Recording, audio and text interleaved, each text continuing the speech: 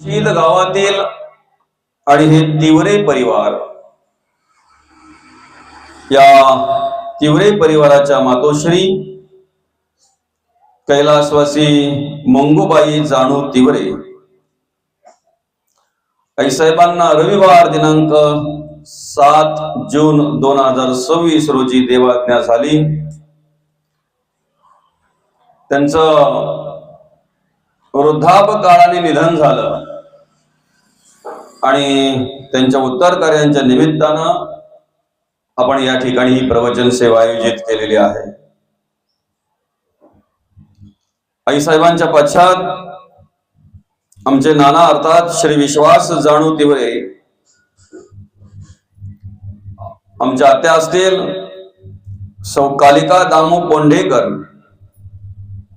त्याचप्रमाणे सौ ताऊबाई गंगाराम घोडविंदे, आदी करून हा समस्त तिवरे परिवार, आप्तेष्ट, मित्र परिवार आणि ग्रामस्थ। आपल्याला माहिती आहे मौली जवळजवळ 2013 ते 14 साली आईसाहेबांच्या देहाला अपंगत्व आलं, काही आजार जडला गेला त्या ठिकाणी आईसाहेबांना, आणि देहाला अपंगत्व आल्यानंतर जवळजवळ 13 ते 14 वर्ष या ठिकाणी या परिवाराने आईसाहेबांची अतिशय चांगल्या प्रकारे सेवा केली। सेवेमध्ये आईच्या कुठल्याही प्रकारे कमतरता ठेवली नाही, कुठल्याही प्रकारे त्यांना उणीव जाणू दिली नाही, कुठल्याही गोष्टीची कमतरता जाणवू दिली नाही, बरं का। जेवढी सेवा आईसाहेबांची करता येईल, ज्या पद्धतीने करता येईल त्या पद्धतीने त्या ठिकाणी सेवा करण्याचं कार्य या तिवरे परिवाराने केलं। आणि जवळजवळ 12 ते 13 वर्ष आईसाहेब त्या ठिकाणी देहाला अपंगत्व आल्यामुळे खाटेमध्ये पडून होत्या, आणि अशा अवस्थेमध्ये आमच्या नानी असतील, आमचे नाना असतील, आईसाहेबांची मुलं असतील, आमच्या आत्या, त्याचप्रमाणे हा संपूर्ण परिवार असेल, यांनी अतिशय चांगल्या प्रकारे या ठिकाणी सेवा केली। आणि गेली अनेक वर्ष या ठिकाणी आईसाहेबांची चांगल्या प्रकारे सेवा केल्यामुळे आईसाहेबांना दीर्घायुष्य लाभलं, अधिक काळ आईसाहेबांनी आपल्याला आशीर्वाद दिला, आपल्याला मार्गदर्शन केलं। आज जर परिस्थिती पाहायला गेली तर एखादा माणूस आजारी जर झाला, घरामध्ये जर पडून राहिला, तर 1 महिना, 2 महिने, वर्ष, 2 वर्षभर जास्तीत जास्त माणसं आनंदाने सेवा करतात। नंतर मात्र कुठेतरी कंटाळा येतो, माणसांना कंटाळली जातात, बरं का।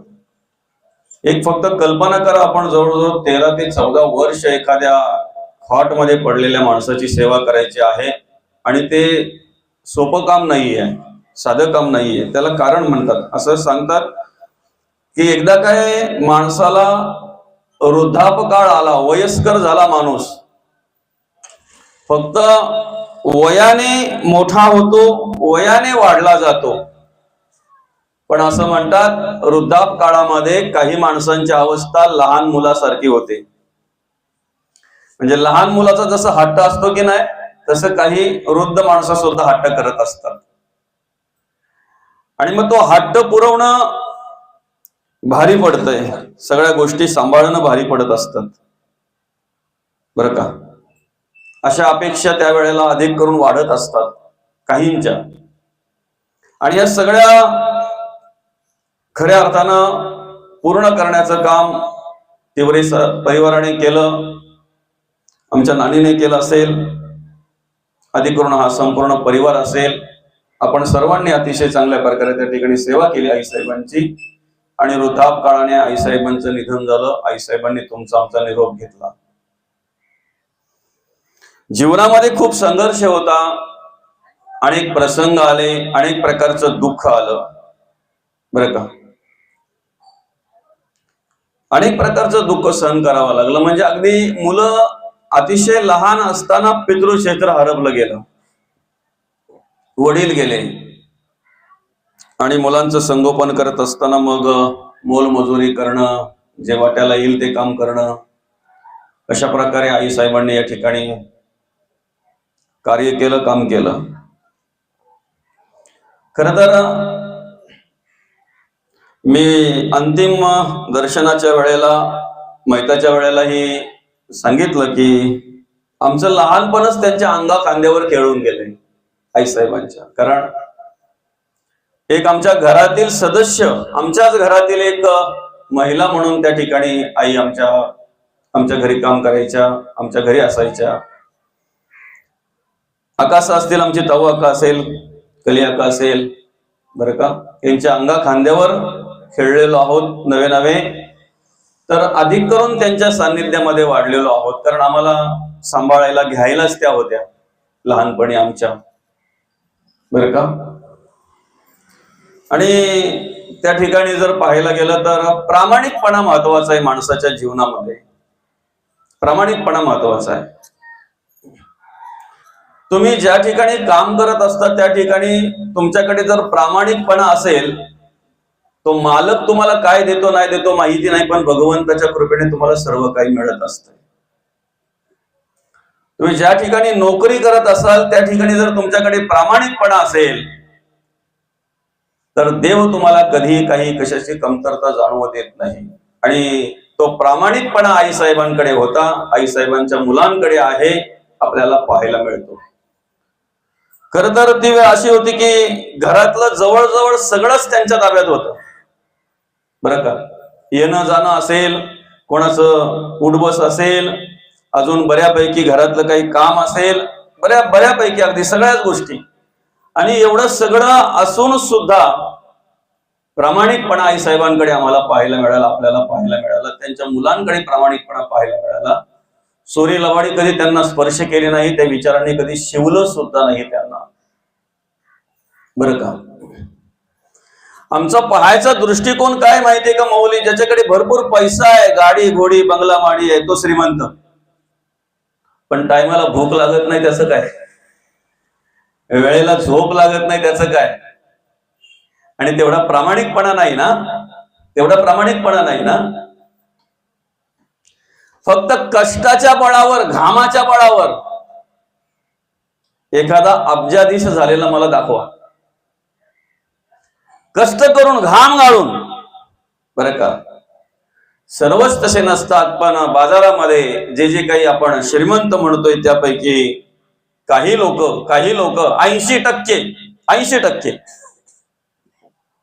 2 नंबरने मोठे झालेले असतात, कोणाला तरी लुबाडून मोठे झालेले असतात, कोणाचं तरी शोषण करून मोठे झालेले असतात, अधर्माने पैसा कमवलेला असतो, अनितीने पैसा कमवलेला असतो.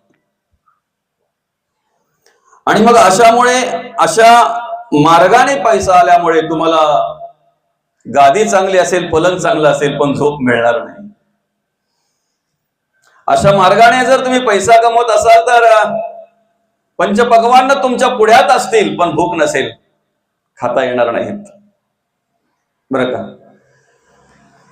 करोडो रुपयाचा बंगला बांधून तुम्ही त्या करोडो रुपयाच्या बंगल्यामध्ये देव्हारा मस्तकी कराल, चांगल्या प्रकारे मंदिर त्या घरामध्ये तुम्ही देवाचा तयार कराल.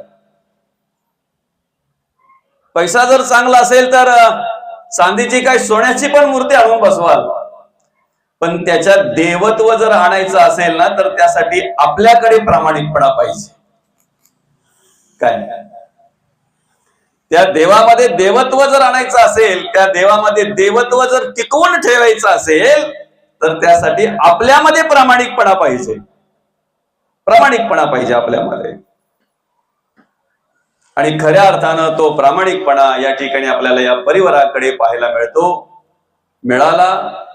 आई साहेबांनी अतिशय चांगल्या प्रकारे मेहनत केली, घाम गाळला, कष्ट केले, मोलमजुरी करायलाही मागे पुढे सरल्या नाहीत आई साहेब. कारण मुलांचा उदरनिर्वाह करायचा होता, त्यांना सांभाळायचं होतं, त्यांना वाढवायचे होते, त्यांचं संगोपन करायचं होतं. आणि अशा प्रकारे आता सगळं व्यवस्थित आहे. आमचे आका असेल, कली आका असेल, ताऊ आका असेल, आमचे नाना असतील, बऱ्यापैकी व्यवस्थितरित्या त्या ठिकाणी. आणि विशेष म्हणजे आमच्या नानी असं म्हणतात तुमच्या घरी आलेली एखादी महिला कुठल्या पावलाने कशा पद्धतीने येते त्याच्यावर तुमचं घर अवलंबून आहे, तुमचा संसार अवलंबून आहे, बरं का. काही महिलांचं आगमन झालं ना की असलेलं सगळं निघून जातंय, पण काही महिलांचं आगमन झालं की मग त्या ठिकाणी सुख शांती समाधान पाहायला मिळतंय. मी म्हणणार नाही की हे परिवार पैशाने श्रीमंत आहे, पण मी नक्कीच म्हणेन हा परिवार मनाने श्रीमंत आहे, मनाने खूप श्रीमंत आहे, बरं का. आणि त्या लक्ष्मी सारख्या सुनेचं या ठिकाणी आगमन झालं, बरं का. नानाला आधार मिळाला, मार्गदर्शन मिळालं, सहकार्य मिळालं. आईसाहेबांची ही सेवा अतिशय चांगल्या प्रकारे झाली. जर सेवा नसती तर अपंगत्व आल्यानंतर 1-2 वर्षातच आईने आवरलं असतं. 14 वर्ष या ठिकाणी आईसाहेबांची सेवा नानीने केली, या परिवाराने केली. आणि म्हणून मी म्हणतोय, जरी कदाचित आर्थिक परिस्थिती दुर्बळ असली तरी सुद्धा मनाने मात्र खूप श्रीमंत माणसं आहेत ही. आणि मनाने श्रीमंत असलेल्या माणसांकडूनच खऱ्या अर्थानं भक्ती घडते, परमार्थ घडतो. खऱ्या चालत्या बोलत्या देवाची सेवा या परिवाराकडून घडली असं म्हणायला हरकत नाही. जी सेवा आपल्याकडून घडायला हवी माऊली, जी सेवा प्रत्येकाकडून घडायला हवी, ज्या सेवेचा लाभ प्रत्येकाला मिळावा, व्हावा, अशी सेवा, चालत्या बोलत्या देवाची सेवा करण्याचं भाग्य या ठिकाणी या परिवाराला लाभलं. आणि ती संधी त्यांनी घेतली, अर्थात त्याचं सार्थक करून घेतलं. कुठल्याही प्रकारे कंटाळा न करता, कुठल्याही प्रकारे आळस न करता, आणि या ठिकाणी सेवा करण्याचं काम त्यांनी केलं, बरं का. खर तर आमचा अंतकाळ जो आहे ना तो आता चालू वर्तमान कालावर अवलंबून असतो. आम्ही आता काय करतोय, बरं का. आमचा शेवट हा प्रत्येकाला आहे, जाणं प्रत्येकाला आहे, जावंच लागणार आहे, बरं का. श्रीमंत असो, गरीब असो, ज्ञानी असो, अज्ञानी असो, कोणी कसाही जरी असला तरी प्रत्येकाला जावं लागतंय, बरं का माऊली. आणि मग अंतिम जर पाहायला गेला, अंतिम सत्य एक आहे की प्रत्येकाला शेवट आहे. अंतिम सत्य एक आहे, प्रत्येकाला शेवट आहे. अजून एक अंतिम सत्य एक आहे, गावामध्ये अनेक विचाराची माणसं राहत असतील, अनेक प्रकारच्या कर्माची माणसं राहत असतील, अनेक प्रकारची माणसं राहत असतील, पण शेवटी सगळ्यांची जागा मात्र शेवटची एकच ना. अब्जाधीश जरी असला ना माऊली, एखादा माणूस अब्जाधीश, म्हणजे त्या माणसाविषयी सांगत असताना, बोलत असताना असं म्हटलं जातंय, 5 पोर आहेत म्हणे त्याला, 5 पोरांना 5 घरं बांधून ठेवल्यात त्यांनी. असं असतंय, काही वेळेला आपल्याला पाहायला मिळतंय, काही आपण ऐकतो सुद्धा. एवढा श्रीमंत माणूस आहे की 5 पोरांची व्यवस्था त्यांनी आता असताना जिवंतपणे केले. 5 पोरं आहेत, 5ही पोरांना घरं वेगवेगळे बांधून ठेवलेत त्यांनी. एखादा अब्जाधीश असा आहे का त्यांनी स्वतःसाठी स्मशानभूमी बांधून ठेवले? काय 5 पोरांना 5 घरं बांधली असतील, एखादा त्यांच्यासाठी पण व्यवस्था केली असेल वेगळी, पण असा एखादा आहे का, बरं का. हा, मुलांची व्यवस्था केली असेल त्यांनी, पण स्वतःची व्यवस्था काय हे म्हटलं. तसं कोणी किती जरी श्रीमंत माणूस असला, बरं का, कितीही जरी श्रीमंत माणूस असला, तसं कितीही जरी श्रीमंत माणूस असला तरी तो बांधू पण शकत नाही, आणि तो प्रयत्न पण करू नये. कारण अंतिम सत्य येते प्रत्येक माणसाने स्वीकारलं पाहिजे. काय मधल्या काळामध्ये आमच्या कपड्यामध्ये क्वालिटी आहे माऊली. तुमच्या कपड्यात, माझ्या कपड्यात, त्यांच्या कपड्यामध्ये फरक आहे. म्हणजे कोणी 200 रुपयावाला मीटरचा कपडा घेतला असेल, कोणी 300, कोणी 250, कोणी 500, कोणी 250ची साडी, कोणी 500ची, कोणी 1000ची, अशी क्वालिटी आहे. मांजरपाटामध्ये क्वालिटी आहे का बरं? तिथे सांगून जमेल का जरा चांगल्या क्वालिटीचा दे. हा श्रीमंत माणूस होता, किती जरी श्रीमंत असेल तरी मांजरपाटामध्ये क्वालिटी नाही, क्वालिटी नाही, बरं का मुली. आणि म्हणून मग आम्ही काय केलं पाहिजे, आमच्या जीवनाची वाटचाल करत असताना मला एक दिवस जायचं एवढं स्मरणात ठेवलं पाहिजे. सत्य आहे, ह्या जगाचा निरोप मला घ्यायचा आहे. अंतकाळी माझ्या मुखातून देवाचं नाव आलंच पाहिजे हा निश्चय करायचा आहे प्रत्येकाला. बघा, हा एक निश्चय करायचा आहे. शेवटच्या वेळेला माझ्या मुखातून देवाचं नाव आलंच पाहिजे. काय त्यासाठी वेगळे काही प्रयत्न करायला पाहिजेत का? वेगळा काही खर्च आहे का त्यासाठी? कुठली काही शांती बिंती करायची आहे का? कुठलं काही अजून काही वेगळं काही आहे का पाऊली? हा, फक्त ठरवा, शेवटच्या वेळेला माझ्या मुखातून अंतकाळी देवाचं नामस्मरण आलं पाहिजे. संकल्प करा, ठरवा. ठरवलं, आता एक विचार करा, अंतकाळ आम्हाला माहिती नाही. शेवटच्या वेळेला देवाचं नामस्मरण आम्ही करायचं आहे, ठरवलं आपण, पक्का निश्चय केला. या आता एक निश्चय करा किंवा एक विचार करा, शेवटची वेळ प्रत्येकाला आहे, प्रत्येकाला शेवटची वेळ आहे, पण शेवटची वेळ आम्हाला माहिती नाही. खुर्ची का बाबा नाही इकडे बाजूला, कुठे इथे ठेवली तरी चालेल बाजूला, बरं का? शेवटची वेळ आम्हाला माहिती नाही, आणि शेवटची वेळ माहिती व्हायला आम्ही काही साधू नाहीत, बरं का? शेवटची वेळ आम्हाला माहिती व्हायला काय आम्ही साधू नाहीत. जन्मजय राजा आणि वंशपायन यांचा संवाद चालू आहे, आणि तो संवाद चालू असताना जन्मजय राजा वंशपायन यांना विचारतात, वंशपायनला विचारतात, म्हणे साधूला काही काळ आधी मृत्यू कळतो, खरं आहे का? बरं का मौली, काय म्हणतात? साधूला काही काळ आधी मृत्यू कळतो, खरं आहे का? हो म्हणे, खरं आहे. ओळखावा कसा? साधूने ओळखावा कसा? आणि मग त्या ठिकाणी सांगायला सुरुवात केलेली आहे. एखादा साधू जर पूर्वेच्या दिशेने निघालेला आहे आणि सूर्य उगवलेला आहे, सूर्य उगवलेला असताना जर पूर्वेच्या दिशेला जर एखादा साधू निघालेला आहे, तर त्याची सावली पश्चिमेला पडली पाहिजे. दक्षिणेला पडली असेल तर समजायचा 6 महिन्यावर मृत्यू आहे, बरं का? 6 महिन्यावर मृत्यू आहे. एखादा साधू जर एखाद्या नदीच्या किनारी जर उभा आहे आणि त्या पाण्यामध्ये आपला प्रतिबिंब पाहतोय, प्रतिबिंब पाहत असताना सगळं धड दिसतंय पण शिर दिसत नाही, समजा 3 महिन्यावर आलाय, बरं का? एखादा साधू अंघोळ करता करता सगळं अंग भिजतंय पण खांदे भिजत नाहीत, समजायचा 1 महिन्यावर आलाय, बरं का?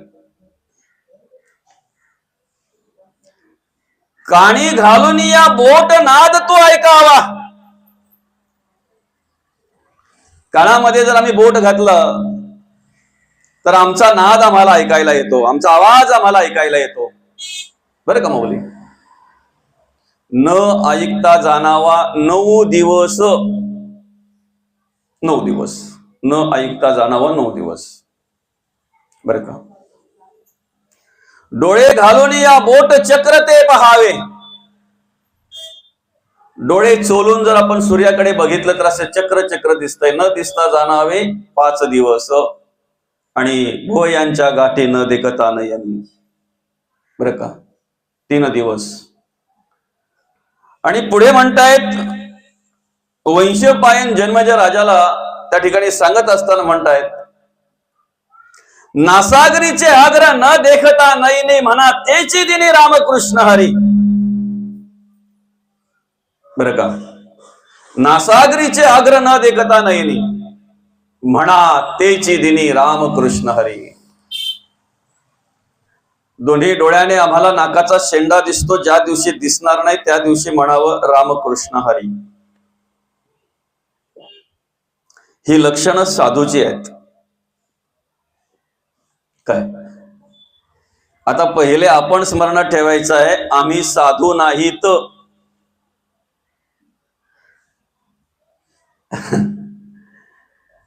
साधू नाहीत. साधू त्याला म्हणतात ज्याच्या शर्टला खिसा नाही, ज्याचा बँकेत खाता नाही. बाबा बरोबर ना, का काही चुकतंय? संन्यासी कोणाला म्हणावं? आताच मिळालंय ना, नंतरची काळजी नाही. दुपारचं मिळालंय ना, संध्याकाळची काळजी नाही. साठा नाही. साधू. मौली संन्याशाची आणि साधूची ओळख करून देत असताना काय म्हणतात? मी माझे ऐसे आठवण विसरले जयाचे अंतःकरण. बघा पार्था, तो संन्यासी जाण, तो साधू जाण. काय? मी माझे ऐसे आठवण विसरले जयाचे अंतःकरण. म्हणजे मठ माझा आहे हे पण म्हणता कामा नाही. काय? ही झोळी माझी आहे हे पण म्हणता कामा नाही. नवे नवे हे शरीर माझं आहे हेही म्हणता कामा नाही. विसरले जयाचे अंतःकरण पार्था, तो साधू, तो संन्यासी. कितीही प्रसंग येऊ द्या, कुठलीही वेळ येऊ द्या, कसेही दिवस येऊ द्या, जो आपला धर्म सोडत नाही तो साधू. कोणी निंदा अथवा वंदा, स्वहित साधन आणि हिताचंच मार्गदर्शन करणं हा साधूचा धर्म आहे. हा साधूचा धर्म आहे. काय? रस्त्यातून जाता जाता ज्या वेळेला एका पाण्यामध्ये विंचू पडलेला ज्या वेळेला त्या साधूला दिसला, त्या वेळेला त्या साधकांनीही बघितला आणि साधूंनीही बघितला. पण साधू त्या पाण्यामध्ये गेले आणि त्या विंचवाला हातावर पकडलं. त्यांनी हातावर पकडलं. बरं का? हातावर पकडल्या बरोबर जसा साधूच्या हाताचा स्पर्श विंचवाला झाला, बरं का, विंचवाचा धर्म आहे, विंचवाचा धर्म आहे. तसा तो तुमच्या घरात अख्खा दिवस पण राहिला तरी तुम्हाला दंश करणार नाही, पण तुमचा स्पर्श झाला तर तो सोडणार नाही. हा विंचवाचा धर्म आहे. आपण बोलतो ना, साप काय सहज चावत नाही. शेपी व पाय दिला त्या साप चावतो. काम कोणालाही बर्बाद करत नाही, क्रोध कोणालाही बर्बाद करत नाही, लोभ कोणालाही बर्बाद करत नाही. आपण त्यांच्या शेपीवर पाय द्यायला जातो, मग चावल्याशिवाय राहत नाही. काम, क्रोध, लोभ, मद, मत्सर, दंभ, संशय, चिंता, असूया, अद्वया, भावना, कल्पना, इष्णा, वासना, आशा, ममता, तृष्णा सगळे आहेत. साधू त्याच्यापासून अलिप्त असतो. आपण त्यांच्या पायावर, शेपीवर पाय द्यायला जातो की नाही, म्हणून ते आपल्याला दोष करतात. काम चावला, लोभ चावला, क्रोध चावला, वेड्यागत माणसाची अवस्था होते. वेड्यागत माणसाची अवस्था होते. आता त्या ठिकाणी विंचवाचा स्पर्श झाल्याबरोबर किंवा त्या साधूचा विंचवाला स्पर्श झाल्याबरोबर तो विंचू साधूला दंश करतो. आणि दंश केल्यामुळे साधूच्या चेहऱ्यावर तसा हावभाव दिसतो, वेदना झाल्याचा. म्हणून साधक म्हणतायत, बाबा महाराज, ओ बाबा, अहो तो विंचू आहे, तो तुम्हाला चावतो, सोडा, टाका त्याला. कुठे वाचवताय? टाका त्याला, सोडा. चावतोय ना तो तुम्हाला. साधूचं उत्तर ऐका. साधू म्हणतायत, माणसाचा स्पर्श झाल्यानंतर त्याला चावणं, त्याला दंश करणं हा विंचवाचा धर्म आहे.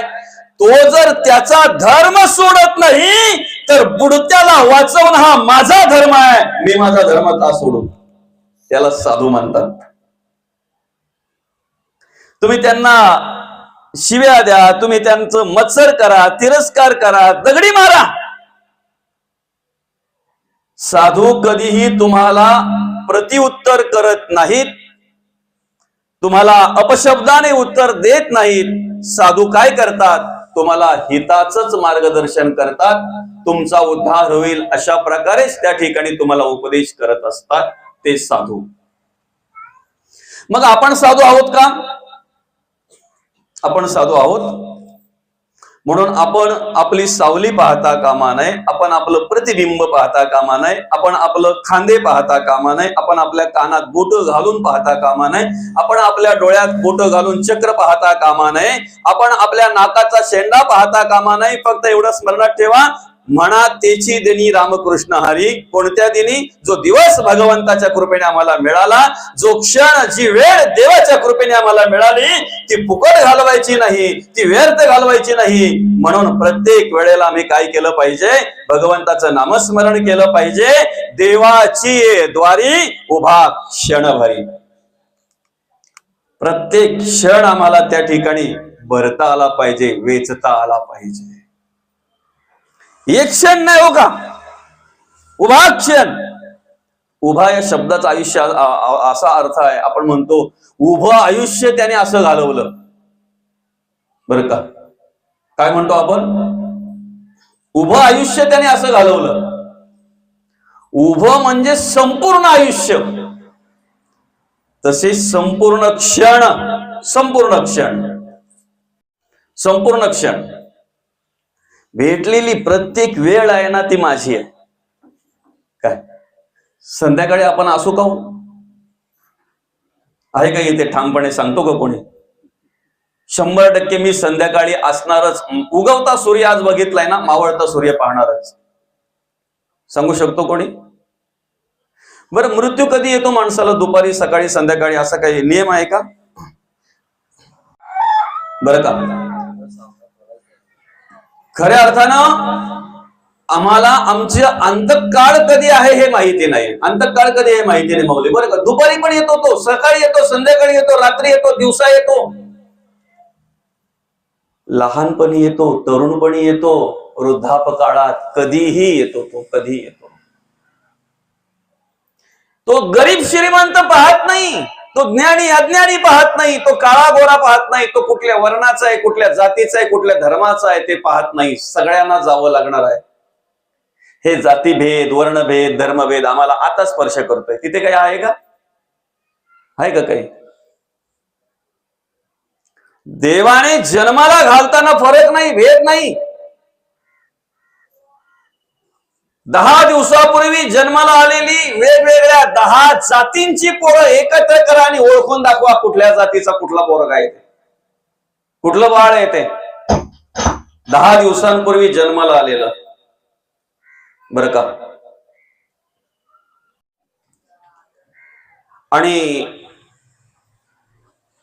10 वेगवेगळ्या जातीच्या मेलेल्या 10 माणसांची राख एकत्र करा आणि मला ओळखून दाखवा कुठल्या जातीच्या माणसाची कुठली राख आहे. ओळखाल? सुरुवातीलाही भेद नाही आणि नंतरही भेद नाही. जातीभेद, धर्मभेद, वर्णभेद, पंथभेद स्पर्श करतोय तो आम्हाला मधल्या काळामध्ये.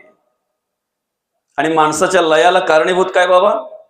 हेच ना, भेदच ना. लयाला कारणीभूत काय आहे?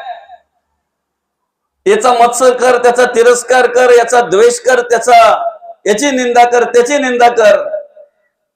पाप की पुण्य?